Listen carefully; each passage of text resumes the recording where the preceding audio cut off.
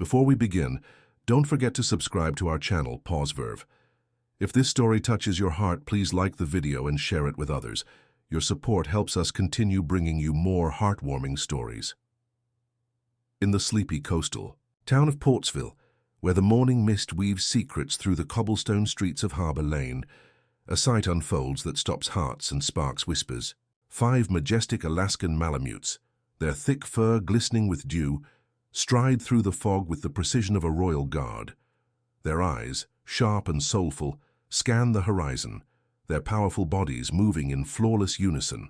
No leashes, no restraints, just raw, untamed loyalty. At their helm is no seasoned trainer or weathered musher, but a slip of a girl, 7-year-old Lily Harper, her small frame barely visible among the towering canines. Her delicate whispers and subtle hand gestures command the pack with a grace that defies her age, drawing gasps from onlookers huddled in the dawn's chill. This is no ordinary child, and these are no ordinary dogs. Their bond, forged in tragedy and tempered by love, will unravel a tale of courage, redemption, and the unbreakable ties that heal broken hearts. A story that will grip Portsville and beyond, leaving no soul untouched. The fog clung to Harbor Lane like a lover reluctant to let go, softening the edges of Portsville's quaint storefronts and casting an ethereal glow over the awakening town. It was barely 6 in the morning, and the street was quiet save for the rhythmic clink of shopkeepers unlocking their doors and the distant cry of gulls circling the harbor. Then, from the mist, they appeared. 5 Alaskan Malamutes, each a masterpiece of strength and elegance, their coats a tapestry of silver, black, and cream. Kodiak, the largest, led the pack, his massive head held high, while Aurora, Tundra, Glacier, and Storm flanked him in perfect formation, their paws striking the pavement in unison. The sight was mesmerizing, almost otherworldly, as if the dogs had stepped out of a legend, their movements synchronized like a dance rehearsed for centuries. The crowd, shopkeepers, early risers, and a handful of tourists clutching coffee cups, froze, their breaths catching as they strained to see who could command such a formidable pack. Whispers rippled through the onlookers, a mix of awe and disbelief. "Who's leading them?" murmured Jenny Carter, the florist, her hands pausing mid-arrangement. "A trainer, a sled team captain." But as the fog parted, revealing the figure at the center, gasps replaced the whispers. It was Lily Harper, a wisp of a girl no taller than a lamppost, her red knit scarf trailing behind her like a banner. Her dark braid bounced with each determined step, and her green eyes, bright, with focus, never wavered from the path ahead. She was 7 years old, yet the dogs obeyed her every command. A slight tilt of her head, a soft whistle, a flicker of her small fingers, and the Malamutes responded with a precision that bordered on the miraculous. Lily's presence was a paradox, a child so small she could vanish in a crowd, yet radiating a quiet authority that held the massive dogs in thrall. Kodiak, nearly twice her weight, glanced at her with a reverence that silenced skeptics, while Aurora's gentle nudge against Lily's side spoke of a bond deeper than training. The pack moved as an extension of her will, halting at crosswalks, parting to avoid a stray bicycle, and reforming without a single misstep. To the onlookers, it was a spectacle of beauty and mystery, a heartwarming tableau that warmed the chilly morning air. Yet beneath the wonder, a thread of suspense lingered. How could a child wield such power, and what secrets lay behind those solemn eyes? Tom Bradley, owner of the Salty Gull Cafe, leaned against his doorframe, his usual gruff demeanor softened by a smile. "That girl's got magic in her," he said to no one in particular, wiping his hands on his apron.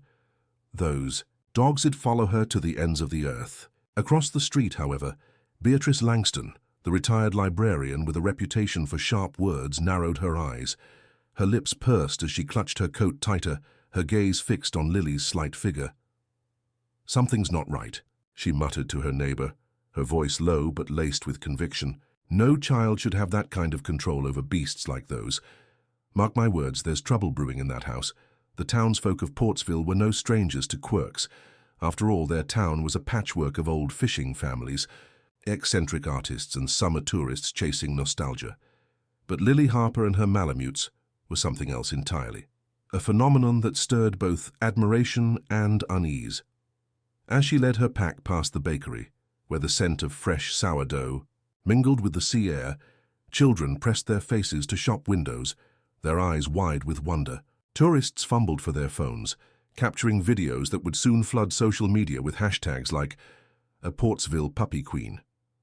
Yet Beatrice's words, sharp as a winter wind, planted seeds of doubt, hinting at a mystery that would soon unravel: the town's fragile harmony.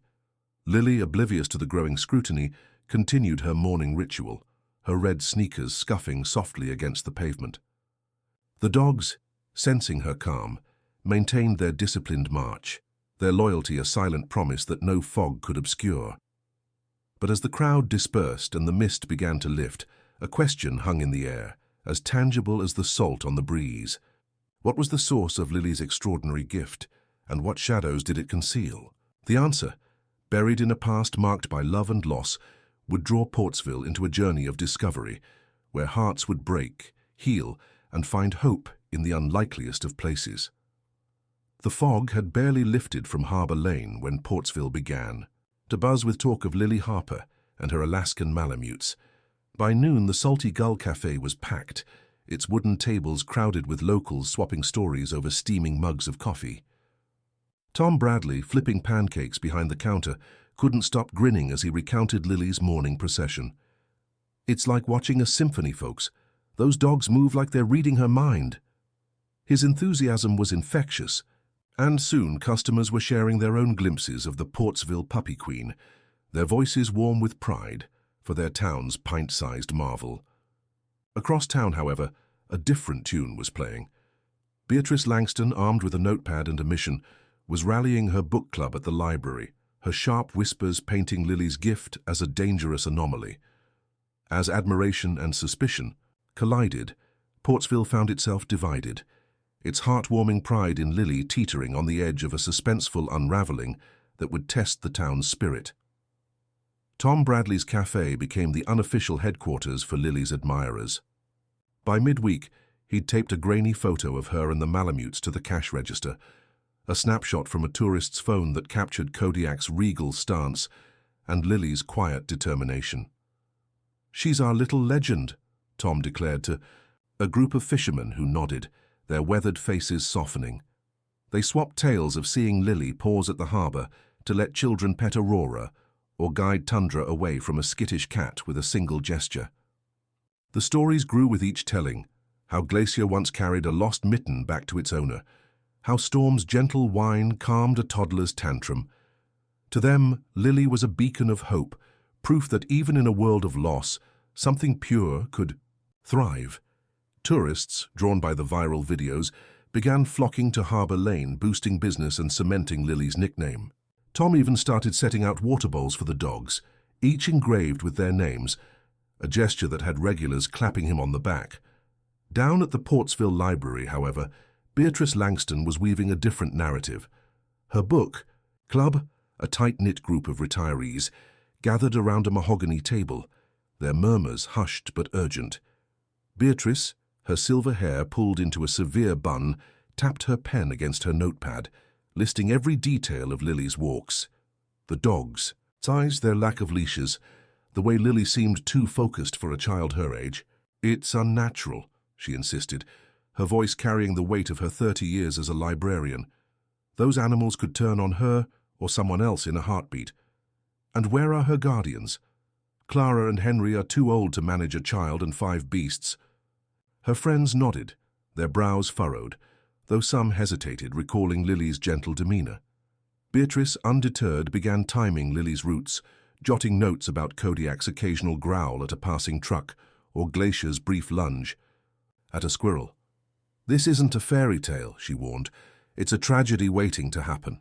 The division in Portsville grew sharper at the monthly town meeting held in the creaky auditorium of the community centre.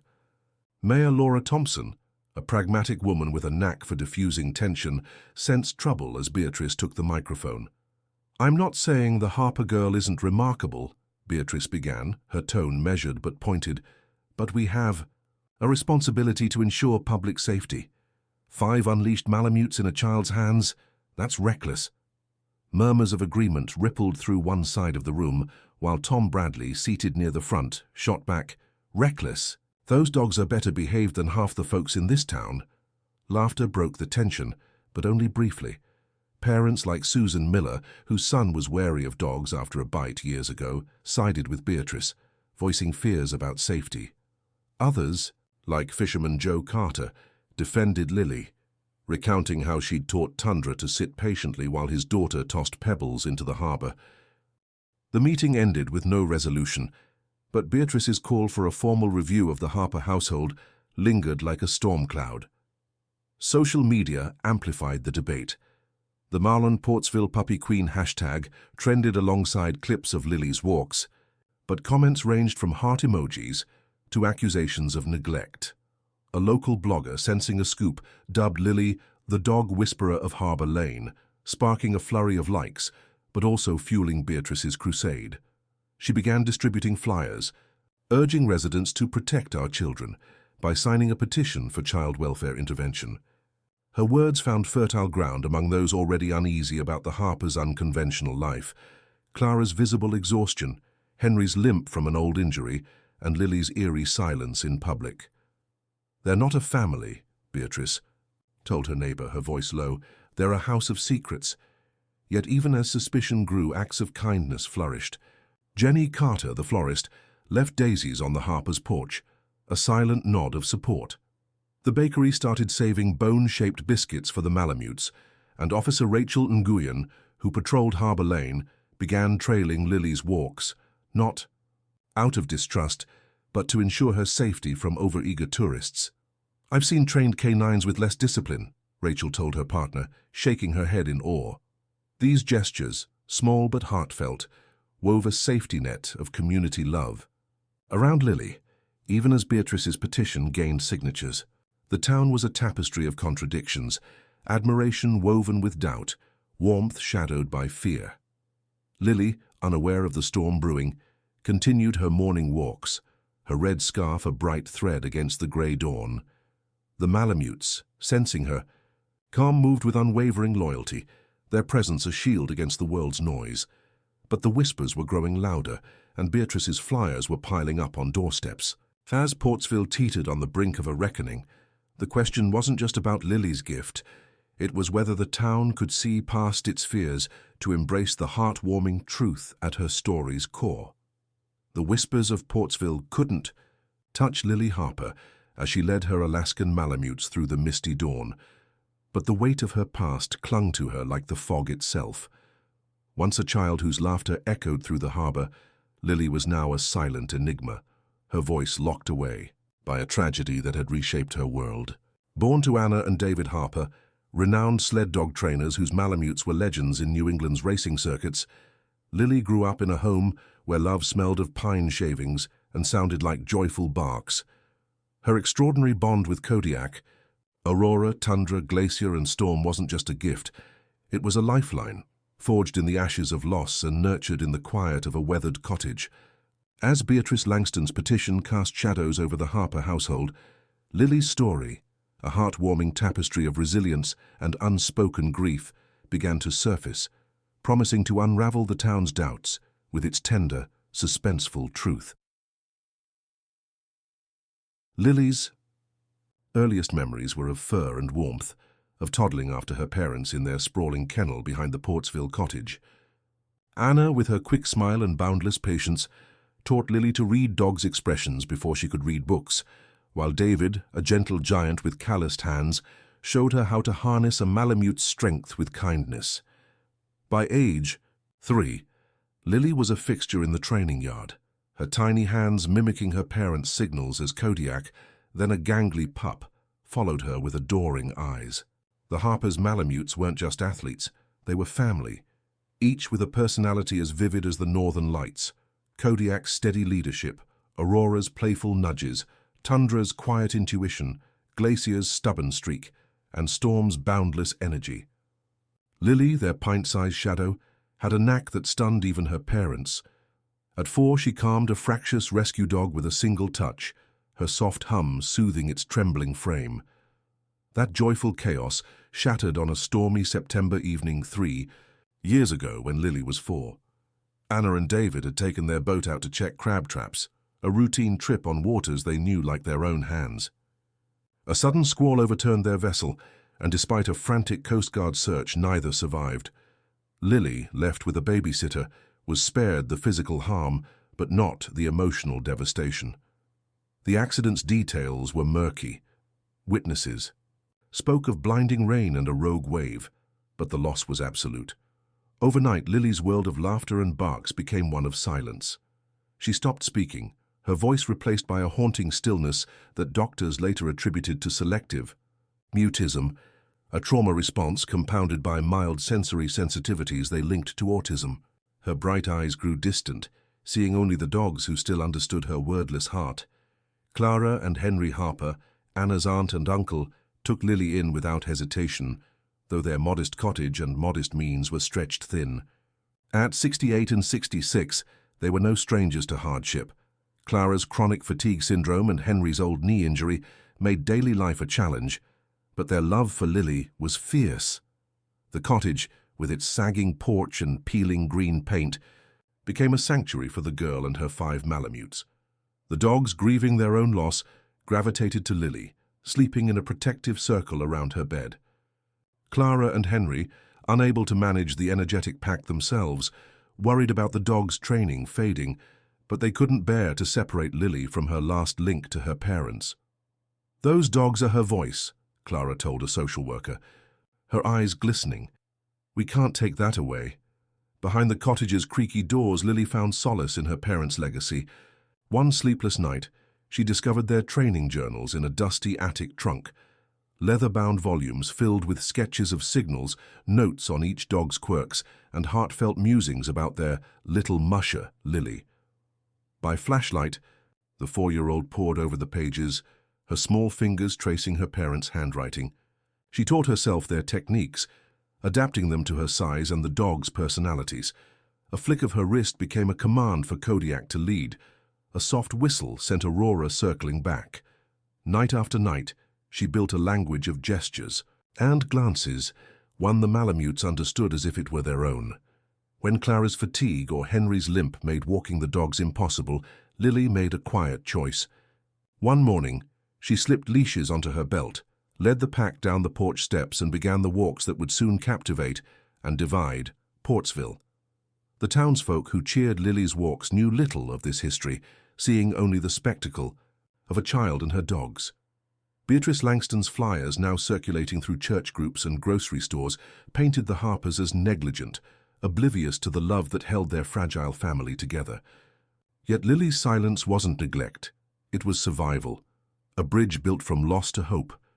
The Malamutes, her constant companions, carried her parents' lessons in their steady gazes, reminding her she wasn't alone. As Beatrice's petition gained momentum, threatening to sever this bond, the truth of Lily's past began to ripple through Portsville, stirring hearts and raising questions. Could a town so quick to judge learn to see the healing power in a child's quiet strength? Each morning, Lily moved through Harbour Lane like a ghost, her red scarf a beacon in the fog, her dogs a shield against the world's clamour. The growing scrutiny, Beatrice's notepad, the petition's signatures, the bloggers' posts, hovered like a storm on the horizon. But in the stillness of her walks, with Kodiak's warmth at her side and Tundra's soft whine in her ears, Lily found peace. Her story, a delicate blend of heartbreak and hope, was about to unfold, promising to mend not just her wounds, but the fractures in a community teetering between fear and love. Portsville's morning fog seemed thicker now, as if mirroring the tension weaving through its streets. Lily Harper's walks with her 5 Alaskan Malamutes, once a heartwarming spectacle, had become a lightning rod, splitting the town between awe and apprehension. Beatrice Langston's whispers of danger had taken root, her flyers littering doorsteps like fallen leaves. But it was her calculated move, a petition demanding child welfare intervention, that set the town ablaze, thrusting Lily's quiet world into a storm of scrutiny. As cameras flashed and rumors swirled, a single spark, ignited by a local reporter's viral story, would transform Lily's private bond with Kodiak, Aurora, Tundra, Glacier, and Storm into a national obsession, pulling Portsville into a heart-pounding clash of loyalty, fear, and redemption that would test the strength of a child's unspoken love. Beatrice Langston's campaign began quietly, but gained momentum like a tide. Armed with her notepad, she stationed herself at Harbour Lane's busiest corners, documenting every detail of Lily's walks. She noted Kodiak's brief pause to sniff a lamppost, Tundra's sidelong glance at a passing jogger, and the absence of Clara or Henry during Lily's routes. "No adult supervision," she scribbled, underlining the words with a flourish. Her book club became her war room, where she drafted a petition titled "For the Safety of Portsville's Children." It called for an investigation into the Harper household, citing the uncontrolled Malamutes and Lily's unnatural control as evidence of neglect. By week's end, she'd collected 42 signatures, bolstered by parents like Susan Miller, who clutched her son's hand tighter whenever Lily's pack approached. "It's not personal," Beatrice told her allies, her voice firm. "It's about responsibility. That child is in over her head." The petition might have remained a local grumble, confined to church basements and coffee clatches, if not for Sarah Mitchell, a young reporter for the Portsville Press. Sarah, new to town and hungry for a breakout story, spotted Lily's procession one chilly morning. Mesmerized by the sight, Lily's small frame dwarfed by the Malamute's majesty, she snapped photos and interviewed onlookers, from Tom Bradley's glowing praise to Beatrice's pointed concerns. Her article, "The Dog Whisperer of Harbour Lane, Miracle or Menace?" hit the press's website that evening, complete with a video of Lily guiding the dogs through a flawless turn. The headline was sensational, but the story was balanced, weaving Tom's admiration with Beatrice's warnings and a nod to the Harpers' tragic loss. By morning, it had gone viral, shared across social media with hashtags like Dog Whisperer Kid and Portsville Mystery. National outlets picked it up, and soon morning shows were debating whether Lily was a prodigy or a child in peril.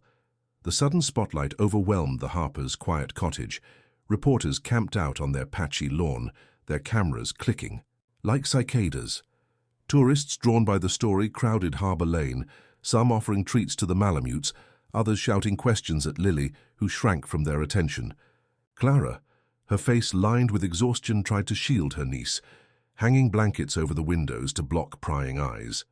Henry, limping more noticeably, fielded phone calls from well-meaning neighbors and intrusive strangers alike. The stress took its toll. Clara's fatigue flared, leaving her bedridden for days, while Henry's patience frayed, his voice sharp when a reporter knocked at midnight. Lily, sensing the chaos, retreated deeper into silence, her walks shifting, to pre-dawn hours when the streets were empty. The Malamutes, ever attuned to her mood, tightened their formation, their eyes wary of the unfamiliar faces now dogging their path. Beatrice, emboldened by the media frenzy, escalated her efforts. She organized a concerned citizens meeting at the library, where she presented her petition to a packed room. Slides of Malamute bite statistics and grainy photos of Lily's walks flashed on a projector, each image stoking fear. "This isn't about punishing the Harpers," she insisted, her voice rising. "It's about protecting a vulnerable child and our community. Those dogs are a liability, and Clara and Henry are clearly overwhelmed." Her words swayed doubters, and the petition swelled to 87 signatures, including that of Councilman Roger Hayes, who saw political capital in championing public safety. He proposed a town council hearing to review the Harpers' guardianship and the dog's status, citing leash law violations and child welfare concerns. The motion passed narrowly, with Mayor Laura Thompson casting a reluctant vote, her eyes lingering on Tom Bradley's disappointed shake of the head. Amid the growing storm, small acts of kindness persisted. Jenny Carter left a basket of muffins on the Harpers' porch, a note tucked inside. "We believe in Lily." Officer Rachel Nguyen, now a familiar shadow on Lily's walks, slipped Kodiak a treat when no one was looking, her smile soft as she watched Lily's deft signals. Tom Bradley hung a Pause for Lily sign in his cafe window, a quiet rebellion against Beatrice's crusade.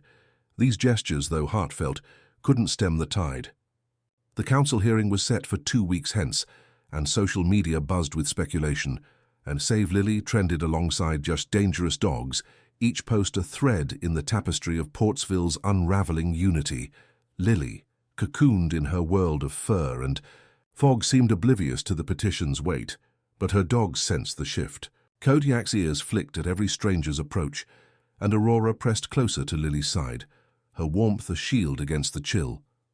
The girl's silence, once a refuge, now felt like a fortress, her green eyes scanning the horizon for threats she couldn't name. As the hearing loomed, Portsville stood at a crossroads.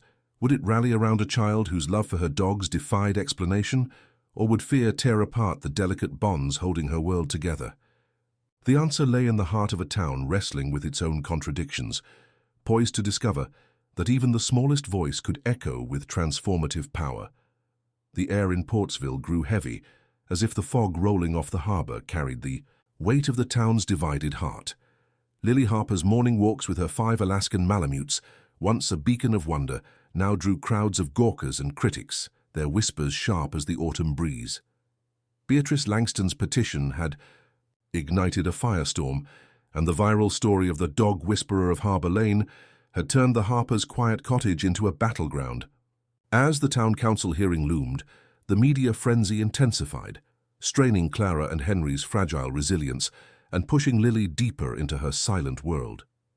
The Malamutes, Kodiak, Aurora, Tundra, Glacier, and Storm, stood as her unwavering guardians, but the mounting pressure threatened to unravel their bond. In this heartwarming yet suspenseful chapter, Portsville teetered on the edge of fracture, its compassion tested by fear, while a child's unspoken love hung in the balance.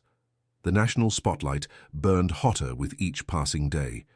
News vans lined Harbor Lane, their satellite dishes sprouting like mushrooms, while reporters jostled for shots of Lily's pre-dawn walks. Morning shows debated her story with feverish intensity. One host called her a prodigy of nature, another a tragedy waiting to happen. Social media churned with conflicting narratives. Save Lily petitions garnered thousands of signatures, but Dangerous Dogs threads swelled with doctored images of snarling Malamutes.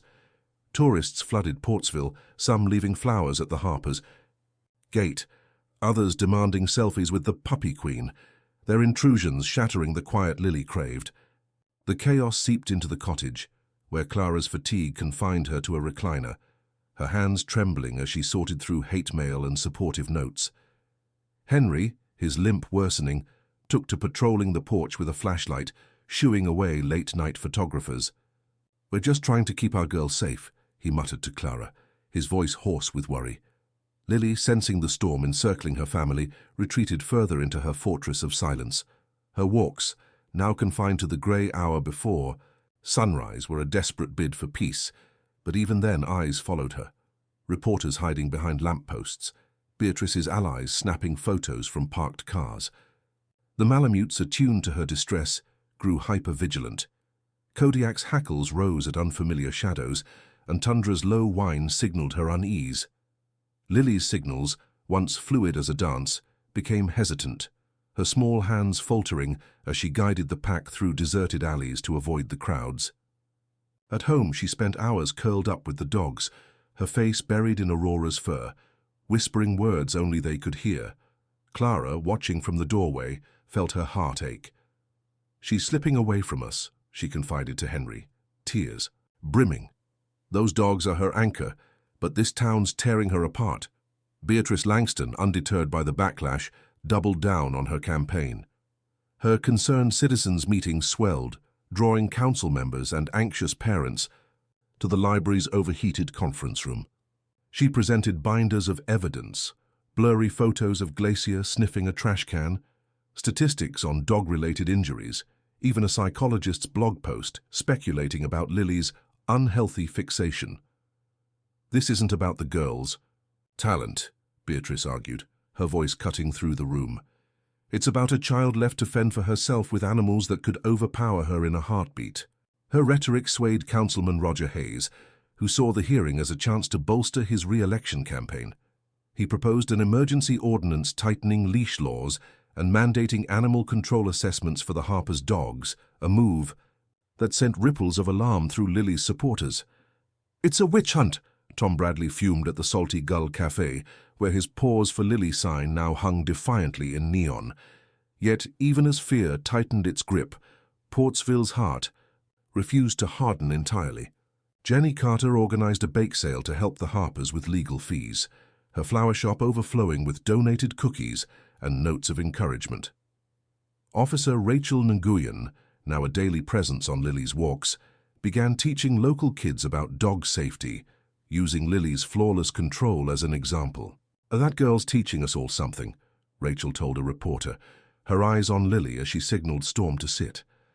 At the elementary school, children played Lily and the Malamutes during recess, arguing over who got to be Kodiak. These acts of solidarity, though small, wove a fragile thread of hope through the town's turmoil, a reminder that love could still bloom amid suspicion. The council hearing, set for the following week, loomed like a guillotine. Beatrice's petition, now boasting 120 signatures, was submitted to the town attorney, who warned the Harpers of potential outcomes: temporary removal of the dogs, a child welfare investigation, or even guardianship changes. Clara, reading the legal notice, felt her chest tighten, her fatigue morphing into dread. Henry, clutching Lily's hand, vowed to fight, but his voice trembled with doubt. Lily, overhearing their hushed talks, slipped into the attic, where she pored over her parents' journals, tracing their sketches of signals as if they held the key to her salvation. The Malamutes, sensing her fear, crowded closer, their warmth a silent promise to stand by her. As the hearing approached, Portsville became a pressure cooker, its streets alive with whispered bets and heated debates. At the Salty Gull, Tom Bradley served coffee to a mix of supporters and skeptics, his radio tuned to a talk show dissecting Lily's story. Across town, Beatrice met with Roger Hayes, her petition now a weapon aimed at the Harpers' fragile world. Lily, caught in the crossfire, walked her dogs through the fog, her red scarf a fading beacon in a town on the brink. The suspense was palpable. Would Portsville's fear overpower its compassion? Or could a child's bond with her dogs mend a community's broken trust? The answer waited in the shadows, ready to emerge in a clash of voices that would echo far beyond Harbour Lane.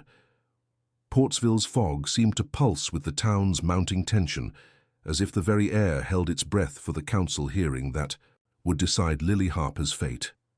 The viral storm surrounding her walks with Kodiak, Aurora, Tundra, Glacier and Storm had turned Harbour Lane into a stage, with Beatrice Langston's petition casting a dark shadow over the Harpers' fragile world. Clara and Henry, worn thin by stress, braced for a fight they feared they couldn't win, while Lily's silence deepened, her bond with her Malamutes her only refuge. Yet, in this heartwarming saga laced with suspense, a new figure emerged from the mist, Dr. Emily Chen, a veterinarian with a passion for healing beyond the physical. Her quiet empathy and bold insights would shift the tide, offering Lily a champion and Portsville a chance to see the truth behind a child's extraordinary love. Dr. Emily Chen arrived in Portsville just weeks before the hearing, her veterinary clinic a modest addition to the town's harbourfront. Young, with a warm smile and a resume boasting a master's in animal-assisted therapy, Emily had a knack for seeing connections others missed. She first glimpsed Lily's procession while jogging along Harbour Lane, stopping mid-stride as the Malamutes moved in perfect sync under the girl's subtle commands. Unlike the reporters or Beatrice's allies, Emily saw not a spectacle but a story, a child communicating through her dogs in a way that spoke of profound trust. Intrigued, she contacted Mayor Laura Thompson, volunteering to observe Lily's interactions as a neutral expert. "I'm not here to judge," Emily told the mayor, her voice steady.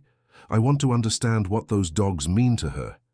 The mayor, desperate for an objective voice amid the town's polarization, agreed, granting Emily access to the Harpers with the council's approval. Emily approached her task with a gentleness that disarmed the Harpers' wariness. On her first visit to the cottage, she sat cross-legged on the living room floor, a respectful distance from Lily, who was nestled among her dogs. Clara, hovering anxiously, offered tea, but Emily waved it off, her focus on the girl. She didn't pepper Lily, with questions or demand performances. Instead, she watched, her notebook open but her pen still, as Lily guided Tundra through a series of signals, a finger snap for sit, a palm tilt for stay. The dogs responded with a precision that made Emily's breath catch, their eyes locked on Lily with unwavering devotion. "They're not just trained," Emily later wrote in her notes. "They're partners, reading her as much as she reads them." So after an hour, she mimicked one of Lily's signals, a slight wrist flick, and Aurora tilted her head, curious but unalarmed. Lily's eyes flickered with surprise, the first crack in her guarded silence. Over the next week, Emily became a quiet fixture in Lily's routine, joining her pre-dawn walks with Officer Rachel Nguyen's discreet escort. She carried a small camera, with Clara's permission, capturing the subtle choreography of Lily's commands. A whistle that sent Kodiak to the front, a finger tap that halted Glacier mid-stride. Unlike the reporters, Emily kept her distance, her presence calming rather than intrusive. One morning, as the fog lifted over the harbor, Lily surprised her by offering a tattered journal, her parents' training notes, filled with diagrams and heartfelt scribbles about their little musher. Emily turned the pages reverently, her eyes tracing Lily's childish annotations alongside Anna's neat script. "You've made their signals your own," Emily said softly, not expecting a reply. Lily nodded, a fleeting gesture that felt like a bridge. Emily's observations culminated in a report submitted to the council, a document that would become a turning point. She detailed Lily's communication system, noting how the dogs provided emotional stability, reducing her anxiety in ways traditional therapy hadn't. Citing studies on animal-assisted therapy, she argued that the Malamutes were not a danger, but a lifeline, helping Lily navigate her trauma and sensory challenges. Separating her from these dogs, Emily wrote, would risk severe psychological harm, undoing the resilience she's built. She proposed a supervised program to support Lily's bond while ensuring safety, a plan that included regular veterinary checks and community education on dog behavior. The report, delivered to Mayor Thompson, sparked heated debate among council members, with Roger Hayes dismissing it as sentimental, while others, swayed by Emily's credentials, began to question Beatrice's narrative. Beatrice, sensing her grip loosening, intensified her campaign. She distributed new flyers, now with alarming headlines like "Child at Risk, Act Now," and enlisted a retired dog trainer to testify about Malamute strength at the hearing. Her allies photographed Lily's walks from afar, zooming in on Kodiak's bared teeth during a yawn, framing it as aggression. Yet Emily's report had planted seeds of doubt. At the Salty Gull Cafe, Tom Bradley read excerpts aloud to his regulars, his voice thick with hope. "This vet's got it right. Those dogs are Lily's family." Jenny Carter, wiping tears, began a petition of her own, urging the council to support Emily's plan. Even Officer Rachel, once neutral, spoke up at a precinct meeting, describing Lily's control as better than our K9 units. The Harpers, buoyed by Emily's advocacy, found a flicker of hope amid their exhaustion. Clara, though still bedridden some days, sat with Lily to review the journal, marveling at her niece's innovations. Henry, his limp easing with rest, called Emily to thank her, his voice breaking. Lily, though still silent with most, began, responding to Emily with nods and once a whispered thanks when Emily praised Storm's patience. The Malamutes, sensing a shift, relaxed their vigilance, their tails wagging more freely during walks. But the hearing was days away, and Beatrice's petition loomed large, backed by a vocal minority ready to dismantle Lily's world. As Emily prepared to testify, Portsville held its breath, caught between fear and the heartwarming promise of a child's bond with her dogs, a bond that, with an ally's voice, might just save her. Portsville stood on a knife's edge, its foggy streets humming with anticipation as the council hearing to decide Lily Harper's fate drew near. Dr. Emily Chen's report had sparked hope, casting Lily's bond with her Alaskan Malamutes, Kodiak, Aurora, Tundra, Glacier, and Storm, as a lifeline rather than a liability. Yet Beatrice Langston's petition, fueled by fear and amplified by viral scrutiny, loomed like a gathering storm, threatening to tear the Harpers apart. Clara and Henry clung to their fragile optimism, while Lily, cocooned in silence, found solace only in her dog's steady presence. In this heartwarming yet suspenseful chapter, an unexpected incident during a routine walk would reveal the depth of the Malamute's loyalty, shifting Portsville's perspective and illuminating the unbreakable trust between a child and her pack, setting the stage for a reckoning that would resonate far beyond Harbor Lane. The incident occurred on a crisp Tuesday morning, just 3 days before the hearing. Lily, accompanied by Emily and Officer Rachel Nguyen, led her Malamutes through a quiet stretch of Harbor Lane, the fog thinning to reveal a watercolor sunrise over the harbor. The walk, part of Emily's observation for her final report, was meant to be routine, a chance to document Lily's control under pressure. Lily's signals were precise as ever. A soft whistle sent Kodiak to the lead. A finger curl brought Aurora to her side. Emily, jotting notes, marveled at the seamless communication, while Rachel, ever watchful, scanned for stray reporters. The town felt momentarily calm, the usual crowds deterred by the early hour and a light drizzle, but calm in Portsville was a fleeting guest. As the group approached the harbor's edge, where fishing boats bobbed gently, Henry Harper appeared, hobbling along the path to join them. His knee injury had flared, but he'd insisted on coming, driven by a need to support Lily before the hearing. Clara had stayed home, her fatigue too severe, but Henry's presence brought a faint smile to Lily's face. He waved, his breath visible in the chill, and settled on a bench to watch, his inhaler tucked in his coat pocket, a precaution for his asthma, worsened by recent stress. Emily nodded a greeting, her focus on Lily, who guided Tundra through a complex maneuver, splitting the pack to avoid a puddle, then reuniting them with a single gesture. "Remarkable," Emily murmured, her pen flying across her notebook. Then, without warning, Henry's face paled. He clutched his chest, his breathing turning to shallow gasps, a telltale sign of an asthma attack. Before Emily or Rachel could react, Kodiak froze, his ears pricking as if hearing a silent alarm. The massive Malamute broke formation, darting to Henry's side with a low whine, nudging his hand insistently. Lily, sensing the shift, turned, her eyes widening as she saw her uncle's distress. Without hesitation, she signaled the other dogs to stay, then raced to Henry, her small hands fumbling in his pocket for the inhaler. Kodiak stood guard, his presence steadying Lily as she pressed the inhaler to Henry's lips, guiding his trembling fingers to administer the dose. Within moments, Henry's breathing eased, color returning to his cheeks, though his eyes remained wide with shock. Emily and Rachel, reaching the bench seconds later, were stunned. "How did Kodiak know?" Rachel asked, her voice hushed. Emily, kneeling beside Henry, checked his pulse, her mind racing. "Some dogs sense changes, heart rate, breathing patterns, even chemical shifts," she said, her eyes on Kodiak, who now sat calmly at Lily's side. "He alerted before we even noticed."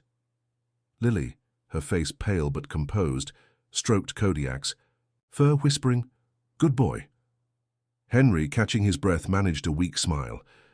"That dog's got a sixth sense," he rasped. "He knew before I did." The incident, witnessed by Emily and Rachel, sent ripples through Portsville's tightly knit gossip network. Emily included it in her final report, emphasizing Kodiak's intuitive protection and Lily's quick response as evidence of their symbiotic bond. She shared the account with Mayor Laura Thompson, who, moved by the story, leaked it to the Portsville press, hoping to sway public opinion. By evening, Sarah Mitchell's follow-up article, "Hero Dog Saves Grandfather," was online, complete with Rachel's eyewitness quote, "I've never seen anything like it. Kodiak was faster than any of us." The story reignited "Save Lily," with comments flooding in, "Those dogs are her guardian angels and Beatrice needs to back off." Even some of Beatrice's supporters wavered, sharing the article with hesitant emojis. Beatrice, however, remained steadfast. At a final concerned citizens meeting, she dismissed the incident as anecdotal, arguing that one act didn't negate the risks of 5 large dogs. "A fluke doesn't make them safe," she told her dwindling allies, her voice sharp. "What if Kodiak had panicked instead? We're talking about a child's life." She rallied Councilman Roger Hayes, who pushed for stricter hearing measures, including a potential order to seize the dogs for evaluation. Her flyers, now plastered across town, featured a new slogan, "Safety first, sentiment second." Yet cracks appeared in her resolve. Her eyes lingered on Sarah's article, and her pen paused over her notepad, as if grappling with doubt. The Harpers, bolstered by the incident, found renewed strength. Clara, defying her fatigue, baked cookies for Emily, her hands shaking but her smile bright. Henry, recovering at home, recounted Kodiak's heroics to neighbors, his pride in Lily spilling over. Lily, though still silent with most, drew a picture of Kodiak for Emily, a rare offering that spoke volumes. The Malamutes, sensing the shift, moved with a lighter step, their tails wagging as Lily led them through the fog. But the hearing was imminent, and Beatrice's influence still held sway. As Portsville buzzed with the story of Kodiak's save, the suspense deepened. Could one moment of canine intuition sway a town, or would fear prevail in the courtroom? The heartwarming truth of Lily's bond was now undeniable, but its survival hung by a thread. Portsville's fog seemed to lift for the first time in weeks, as if clearing the way for the pivotal town council hearing that would decide the fate of Lily Harper and her Alaskan Malamutes. The story of Kodiak's heroic intervention during Henry's asthma attack had shifted the town's pulse, fueling hope among Lily's supporters and sowing doubt among Beatrice Langston's allies. Yet, the weight of Beatrice's petition and the viral scrutiny surrounding the dog whisperer of Harbour Lane hung heavy, threatening to sever the bond between Lily and her dogs, Kodiak, Aurora, Tundra, Glacier, and Storm.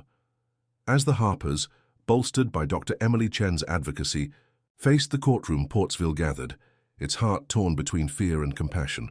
In this heartwarming yet suspenseful chapter, the hearing would unveil a truth so profound it could mend a fractured community or break it apart forever.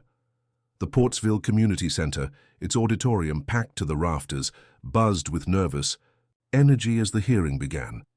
Mayor Laura Thompson, presiding over the council, called for order, her gavel sharp against the murmurs of supporters and skeptics.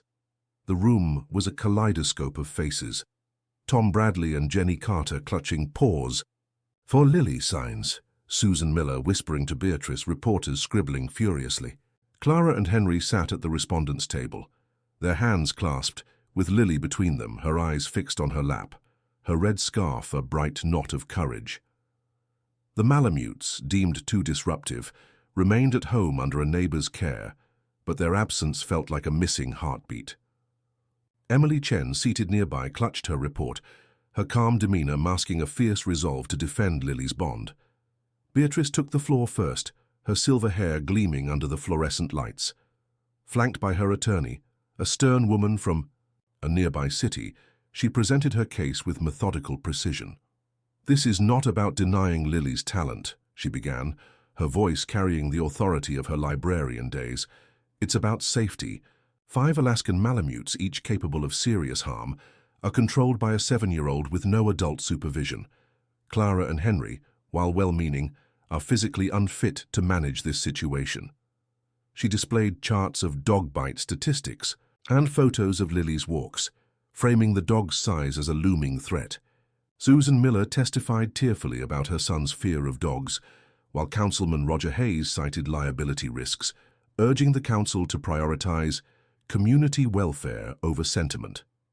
Beatrice's words landed heavily, stirring nods from her supporters, though some shifted uncomfortably, recalling Kodiak's recent heroics. Emily Chen followed, her testimony a beacon of clarity in the charged room. She detailed Lily's communication system, using video clips of the walks to show the dog's disciplined responses to her subtle signals. "This isn't control through force," Emily explained, her voice steady. "It's a partnership built on trust, honed through Lily's study of her parents' journals and her own innovations." She cited research on animal-assisted therapy, emphasizing how the Malamute stabilized Lily's emotional world, reducing her trauma-induced mutism.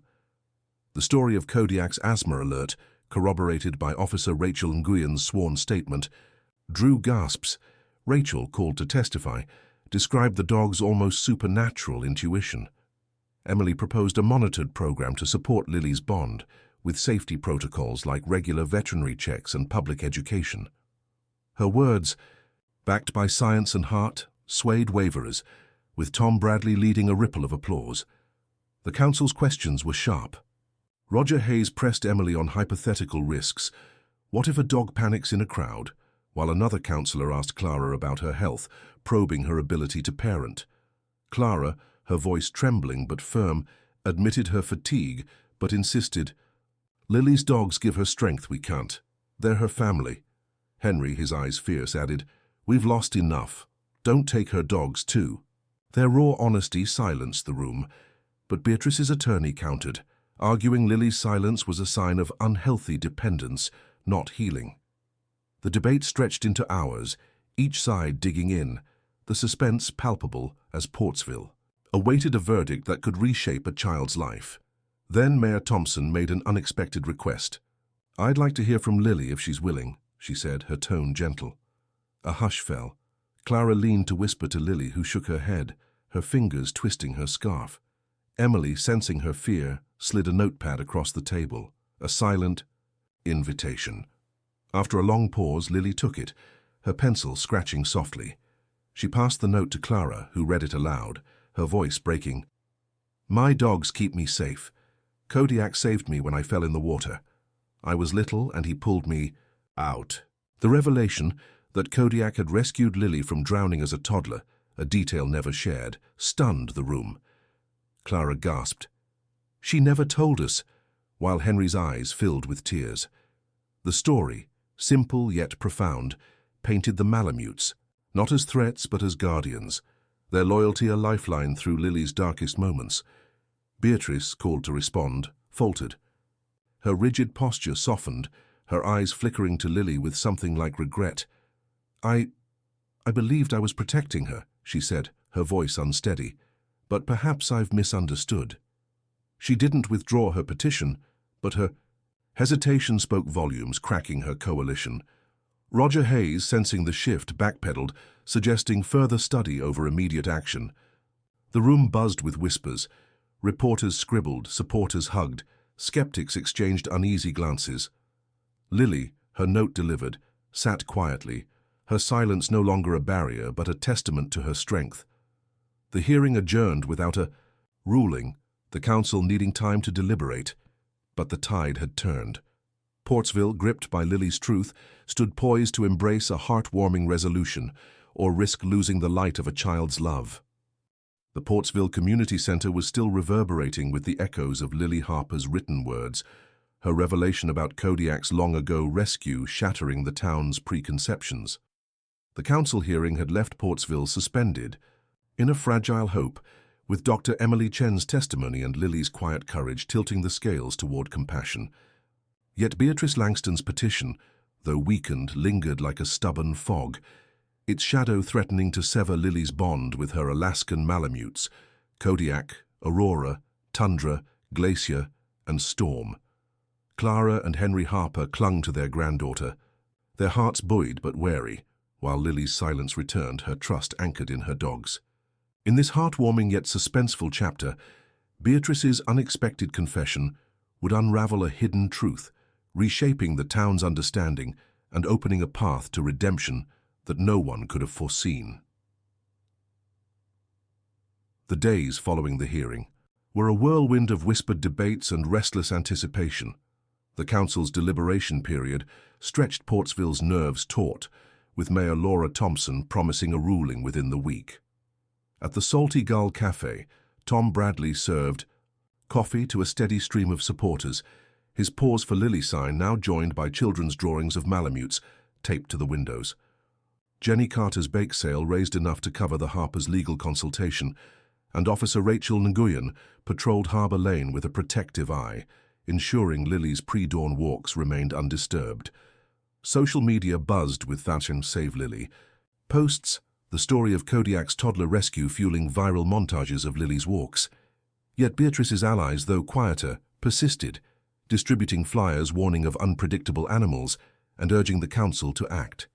Beatrice herself was a ghost in those days, her usual presence at church groups and library meetings replaced by a conspicuous absence. Neighbors noticed her curtains drawn, her Victorian home on Elm Street lit only by flickering lamplight. Her husband, George, confided to a golfing buddy that Beatrice was wrestling with something, his voice heavy with concern. The hearing had shaken her. Lily's note, read in Clara's trembling voice, had pierced her armor, forcing her to confront the fear driving her crusade. She spent hours at her antique desk, rereading her petition, her once neat handwriting now marred by hesitant scribbles. The weight of her actions, once justified as civic duty, began to feel like a burden she could no longer carry. The turning point came unexpectedly on a foggy Sunday morning as Lily led her Malamutes through Harbour Lane. Emily, now a regular observer, walked beside her, while Rachel trailed at a distance. The town was quiet, the harbour lapping softly against the docks when Beatrice appeared at the path's edge, her silver hair loose, her face etched with exhaustion. She carried no notepad, no flyers, just a small envelope, her fingers trembling. As she clutched it, Emily tensed, ready to intervene, but Lily, sensing no threat, signaled the dogs to sit, their eyes fixed on Beatrice with wary curiosity. "Lily," Beatrice said, her voice barely above a whisper, "may I speak with you just for a moment?"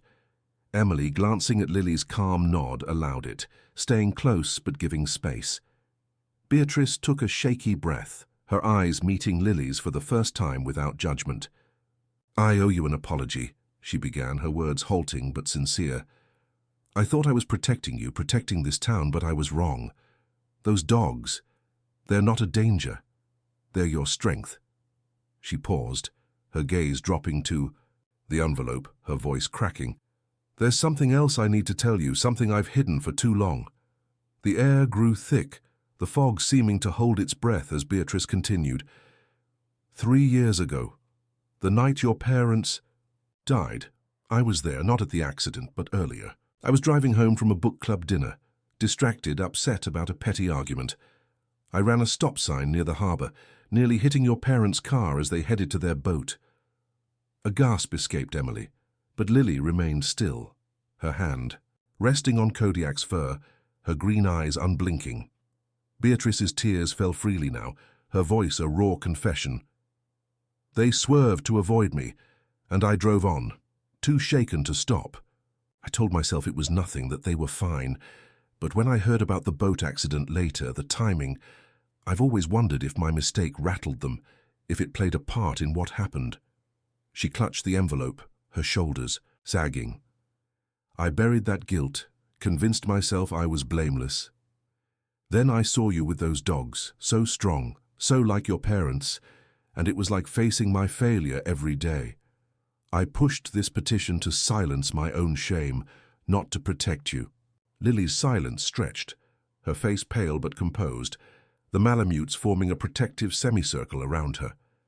Emily, her heart pounding, stepped closer, ready to end the encounter, but Lily raised a hand, a subtle signal to wait.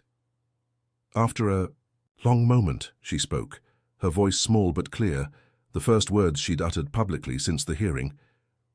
"You hurt them." It was less a question than a statement, her eyes searching Beatrice's face. Beatrice nodded, tears streaming. "I did. Not directly, but I played a part, and I've carried that truth like a stone. I don't expect forgiveness, but I've told the police everything.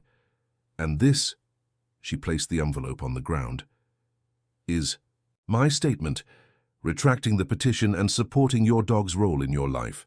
The confession landed like a thunderclap, its echoes reaching the Harper's cottage by noon. Clara, hearing Emily's recounting, wept, her anger tempered by pity. Henry, his voice gruff, muttered, "She should have come clean years ago." Lily, back home, retreated to her dogs, her silence returning but softer now, as if processing Beatrice's words. The town, learning of the confession through Sarah Mitchell's breaking news post, erupted in debate. Some vilified Beatrice, others admired her courage. Mayor Thompson, moved by the statement, hinted at a lenient ruling, while Emily prepared to testify again, armed with Beatrice's retraction.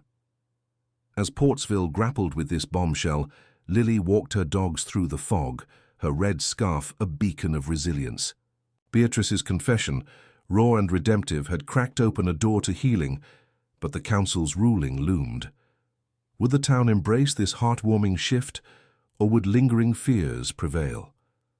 The answer rested on a child's quiet strength and a community learning to forgive. Portsville's fog seemed to shimmer with possibility, as if the town itself exhaled after Beatrice Langston's stunning confession.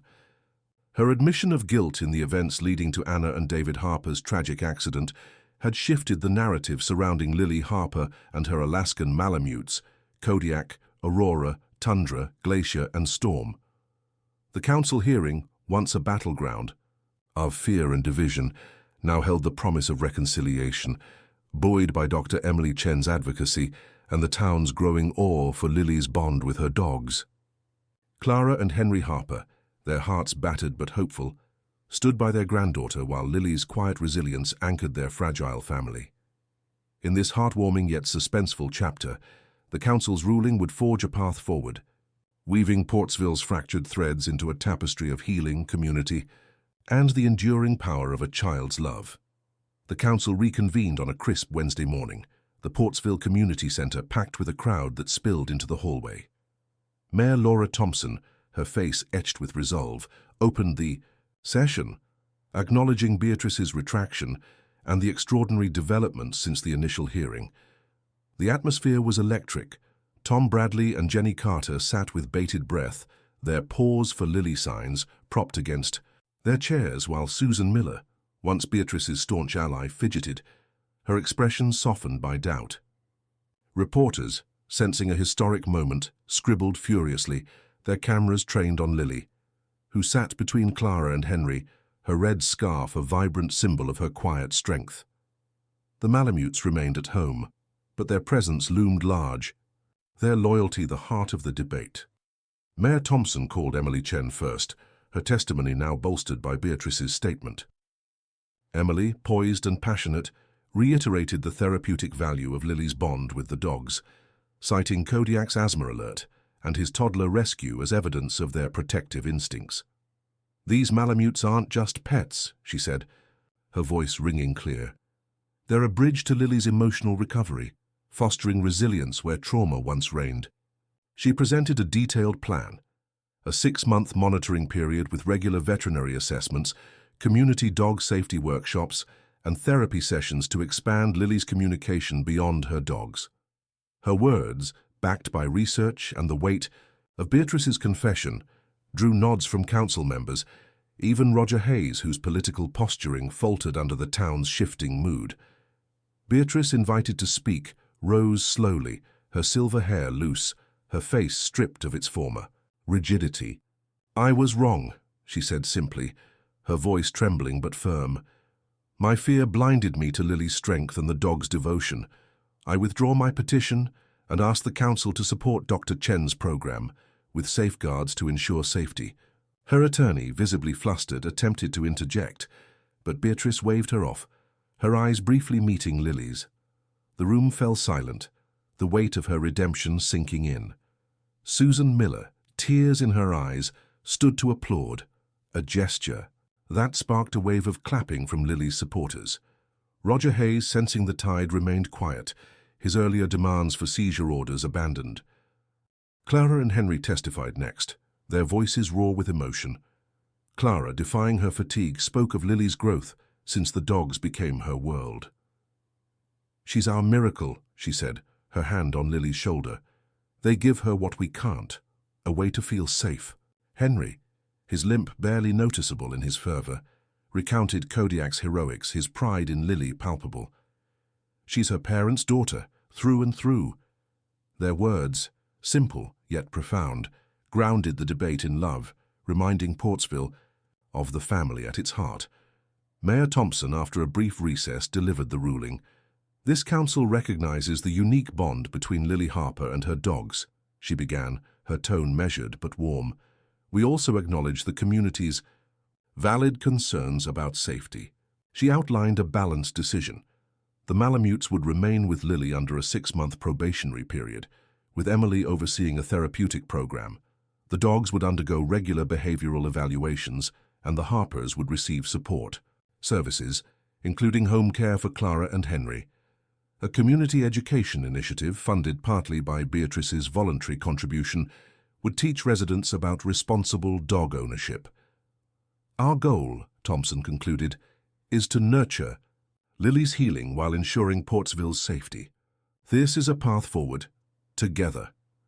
The ruling sparked a mix of cheers and murmurs, but the relief was palpable. Tom Bradley hugged Jenny Carter, their faces alight, while reporters rushed to file stories headlined, "Portsville Chooses Heart." Over fear, Susan Miller approached Clara, offering a tentative apology, her son shyly waving at Lily.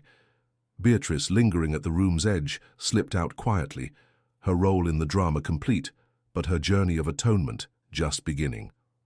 Clara and Henry embraced Lily, their tears mingling with smiles, while Lily, her silence now a choice rather than a cage, clutched a photo of her dogs Emily had given her, her fingers tracing Kodiak's image.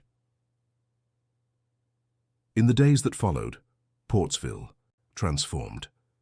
Tom's Cafe hosted Pause for Portsville nights, where families learned about dog behavior, with Lily's Malamutes as guest stars. Jenny Carter's flower shop became a hub for donations to Emily's program, which expanded to include other children with trauma.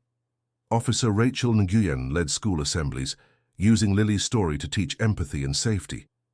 Lily, under Emily's gentle guidance, began speaking more, her voice halting but growing stronger, especially when explaining her dog's signals to curious kids.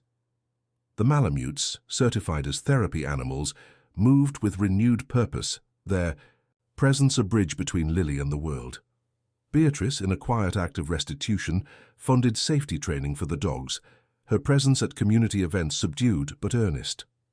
She met with Clara and Henry, offering a tearful apology they accepted with cautious grace. "It's for Lily," Clara said, her hand on Henry's. The town, once split, began to heal, its streets alive with a new unity. Children played Lily and the Malamutes with laughter, and Harbour Lane's fog seemed lighter as if carrying hope. Lily, her red scarf bright against the dawn, led her dogs with confidence, her heartwarming journey a testament to love's power to mend even the deepest wounds.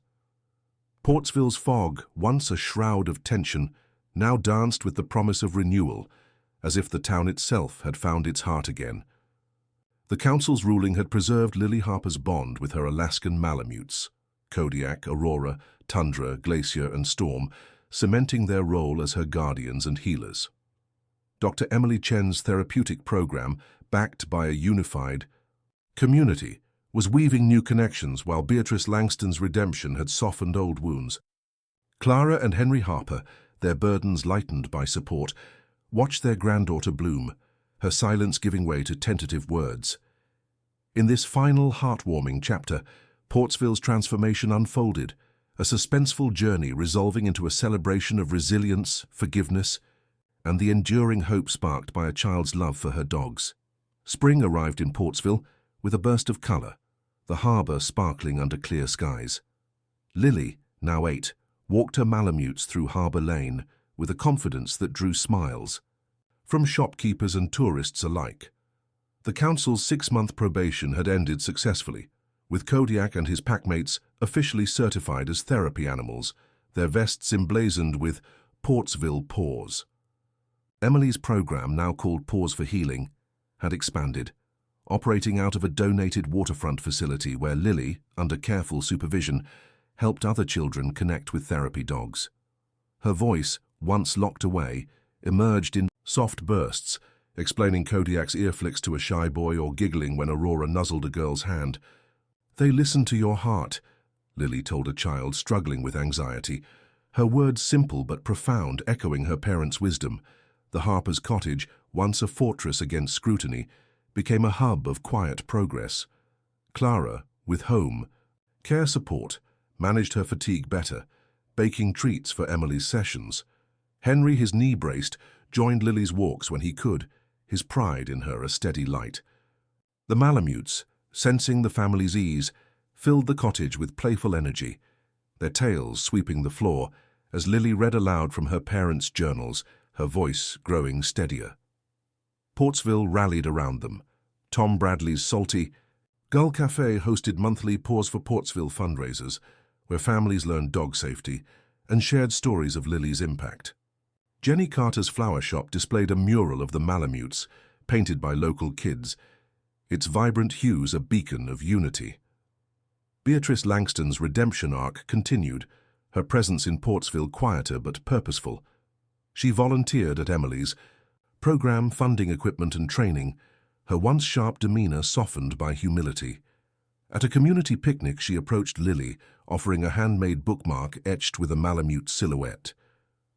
"For your journals," she said, her eyes meeting. Lily's briefly. Lily nodded, a small smile flickering, a gesture that spoke of forgiveness not fully formed but possible. Clara and Henry, watching from afar, exchanged a look. Anger had faded, replaced by a cautious hope for healing. Beatrice is Victorian. Home was sold, her new apartment near the harbour a symbol of her stripped-down life, dedicated to making amends. Lily's integration into school marked a milestone. Barnstable Elementary, initially wary of Kodiak's presence, embraced him as a service animal after parents, inspired by Lily's story, petitioned the board. Lily attended half-days, Kodiak at her side, his calm presence easing her transition. Classmates, prepped by Emily's talks, asked gentle questions. "How does Kodiak know when you're sad?" And Lily answered in short sentences, her confidence growing. "He feels it," she'd say, patting his vest. By summer, she joined a science club, her love for animals shining in projects about canine behavior. Tentative friendships formed, with two girls bonding over dog-themed books, their giggles a melody Clara hadn't heard in years. Emily's program gained national attention, with researchers from a Boston university studying its impact. Lily, credited as a junior consultant, beamed when Emily showed her the published paper, her name in small print beside Kodiak's photo. The program's success drew other children with trauma, each finding solace in dogs trained under Lily's techniques. "She's teaching us as much as we're teaching her," Emily told a conference, her voice thick with pride. Portsville, once divided, became a model for community-driven healing. Its story featured in a documentary titled The Girl Who Spoke with Dogs. On the anniversary of the hearing, Mayor Thompson declared, "Pause for Portsville Day," unveiling a bronze plaque in the public garden where Lily once walked alone. The plaque, inscribed with "In honor of Lily Harper and her Malamutes, a bond that healed a town," glinted in the sun as hundreds gathered. Lily, flanked by Clara, Henry, Emily and Beatrice, stepped forward, Kodiak at her side. "My mom and dad said dogs and people help each other," she said, her voice clear, carrying over the crowd. "I think they'd be happy we're all helping. Now," she paused, her hand on Kodiak's head, a smile breaking through. "The dogs always knew that." The crowd erupted in applause, Clara's tears mixing with Henry's grin.